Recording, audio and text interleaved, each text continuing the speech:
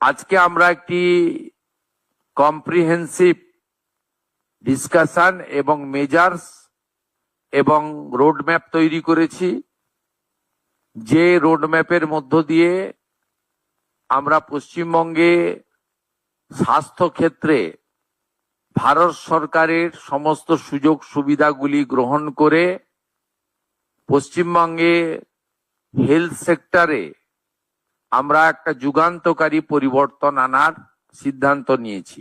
আয়ুষ্মান ভারতে ইতিমধ্যে এনরোলমেন্টের কাজ শুরু হয়েছে।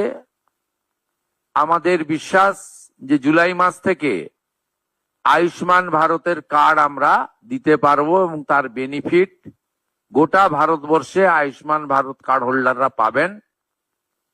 আমরা আশা করছি যে স্বাস্থ্যসাথীর কার্ডের সঙ্গে যুক্ত এমন 6 কোটিরও বেশি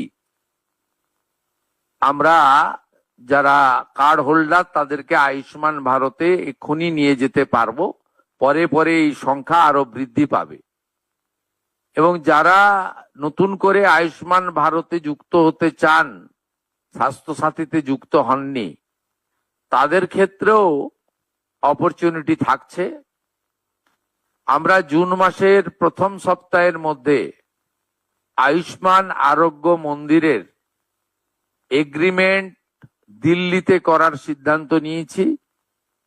সেখানে পশ্চিমবঙ্গ সরকার এবং ভারত সরকার মন্ত্রী স্তরে, আধিকারিক স্তরে উপস্থিতিতে একটি ইভেন্টের মাধ্যমে বা একটি ছোট্ট অনুষ্ঠানের মাধ্যমে আমরা এটা করব। কারণ আয়ুষ্মান আরোগ্য মন্দিরের বেনিফিট শুধু পশ্চিমবঙ্গে থাকা স্থায়ী বাসিন্দারা নন, প্রায় 1 কোটির কাছাকাছি পশ্চিমবঙ্গের স্থায়ী বাসিন্দা কর্মসূত্রে পেটের টানে বাইরের রাজ্যে আছেন বা এডুকেশন নেওয়ার জন্য বাইরের রাজ্যে আছেন, তারাও এই সুযোগ